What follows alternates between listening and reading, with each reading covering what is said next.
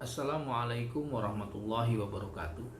Salah satu amalan yang dianggap cukup punya nilai pada saat kita memasuki bulan suci Ramadan adalah tilawatil Quran atau membaca Al-Quran. Orang yang membiasakan membaca Al-Quran di bulan suci Ramadan maka akan meningkatkan kualitas ibadah puasanya. Tetapi tentu kita tidak hanya sampai di situ ya. Ada kualitas yang jauh lebih tinggi dari sekedar membaca, yaitu bagaimana kita memulai di Ramadan ini untuk bisa mengerti apa pesan Al-Quran, yaitu dengan cara membaca juga terjemahnya.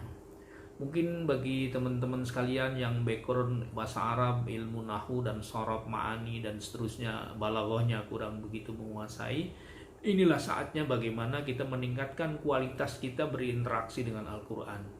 Jadi membaca Al-Quran, tilawah Al-Quran, sekedar membaca itu dapat pahala. Tetapi tentu esensi yang kita dapatkan dari pesan-pesan Al-Quran kita tidak dapatkan karena kita tidak memahami. Oleh karena itu alangkah baiknya mari kita bulan suci Ramadan ini tidak hanya mengejar berapa juz yang harus kita tamatkan, tetapi bagaimana kita rubah caranya bisa memahami Al-Quran dengan cara membaca terjemahnya Al-Quran. Saudara-saudara sekalian, tentu sekali lagi bahwa tilawah membaca di dalam bulan suci Ramadan ini merupakan sebuah amalan yang sangat dianjurkan.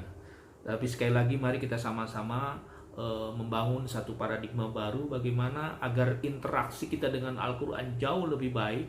Pesan-pesan penting dalam Al-Quran itu bisa kita pahami, maka mari kita naikkan tidak hanya sekedar membaca dan menamatkan sekian juz dalam bulan suci Ramadan, tapi juga mengerti apa pesan dari Al-Quran. Salah satunya tahap awalnya adalah menerjemahkan Al-Quran sebelum nanti pada tahap berikutnya memahami dan menafsirkan ya. Kita membaca tiap bulan, tiap tahun, setiap bulan puasa. Kalau terbatas hanya membaca, maka kita tidak ada interaksi dengan Al-Quran.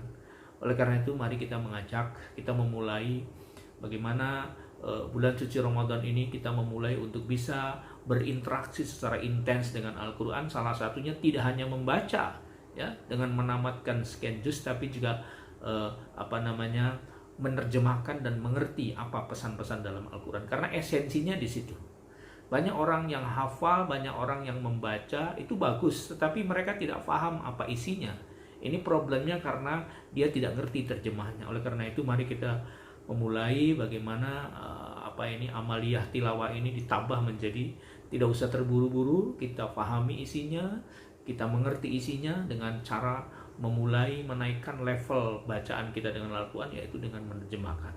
Pertanyaannya, sulitkah menerjemahkan Al-Quran? Bagi sebagian orang mungkin dianggap sulit, tetapi ada jaminan dari Allah. Dalam surat Al-Qamar pada ayat 17, pada ayat 22, pada ayat 32, dan pada ayat 40. 4 ayat dalam satu surat Allah bersumpah dengan menggunakan redaksi yang sama. Apa kata Allah? Walaqad yassarnal Qur'ana lidzikri fahal min muddakir. Itu 4 ayat bunyinya sama. Bisa dicek nanti. Al-Qamar 17, 22, 32, dan 40. Apa maknanya? Walaqad yassarnal Qur'ana, dan sungguh benar-benar kami telah mudahkan. Jadi kalau qad masuk kalimat fi'il itu artinya litahqiq. Artinya Allah bersumpah ingin menyampaikan sungguh benar-benar Al-Quran itu sudah kami mudahkan lidzikri untuk dipelajari. Wahal min muddakir, maka adakah orang yang mau? Jadi artinya ada garansi bahwa belajar terjemah Al-Quran itu sangat mudah. Ada satu ilustrasi yang mungkin hasil riset kecil-kecilan kita, bahwa ternyata kosakata dalam Al-Quran itu ada beberapa versi jumlahnya. Versi yang pertama ada yang mengatakan 90.000 lebih kosakata, ada yang versi kedua 110.000, tergantung perspektif menghitungnya ya. Saya misalnya menggunakan 110.000. Jadi dalam Al-Quran itu kosakatanya dari mulai Al-Fatihah sampai An-Nas ada 110.000 kosakata. Dan ternyata dari hasil riset sementara yang ini perlu diriset ulang adalah hampir 79% kosakata di Quran itu diulang-ulang. Jadi hanya sekitar 21% saja kosakata barunya. Jadi yang diulang-ulang itu hampir 79%. Apa maknanya? Maknanya bahwa Al-Quran itu mudah. Contoh misalnya, lafaz alladzina itu diulang oleh Allah sampai 810. Itu mempermudah kita. Jadi kita belajar alladzina yang artinya orang-orang yang misalnya, maka dalam waktu 2 detik kita sudah menguasai 810 kosakata. Kenapa? Karena alladzina jumlahnya ada 810 ya. Kemudian misalnya ulaika yang kita baca berulang-ulang, ternyata Allah menaruh ulaika itu lebih dari 205 kosakata. Ya, ketika kita satu mengerti ulaika mereka-mereka itu, maka dalam waktu 2 detik kita sudah menguasai 205 kosakata. Begitu juga lafaz-lafaz berikutnya. Lafaz hum yang jumlahnya ada 3000, luar biasa. Lafaz Allah yang jumlahnya sekian ratus. Jadi hampir semua ayat-ayat Al-Quran itu diulang-ulang sebanyak 79% sebagai satu garansi bahwa menerjemahkan Al-Quran itu mudah. Tentu ini perlu riset lebih, riset ulang tentang hasil ini. Tapi yang pasti kita sudah mempraktekkan hal seperti ini, bagaimana ternyata menerjemahkan Al-Quran itu tidak sulit ya kalau kita menguasai kata kuncinya. Dan kosakata yang paling banyak mewakili itu berdasarkan riset sementara terdapat dalam surat Al-Baqarah juz pertama dan juz kedua. Juz pertama dan juz kedua itu kurang lebih jumlah kosakatanya ada 9.000 ya, 8.000 sekian ya. Jadi kalau kita menguasai vocabulary mufrodat sekitar 8.000 yang terdapat dalam surat Al-Baqarah juz pertama juz kedua, maka itu menjadi modal untuk bisa menerjemahkan surat-surat berikutnya.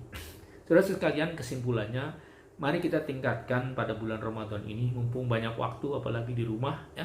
Tidak hanya membaca, walaupun itu baik, walaupun itu berpahala, tapi memahami dan mengerti akan jauh lebih baik.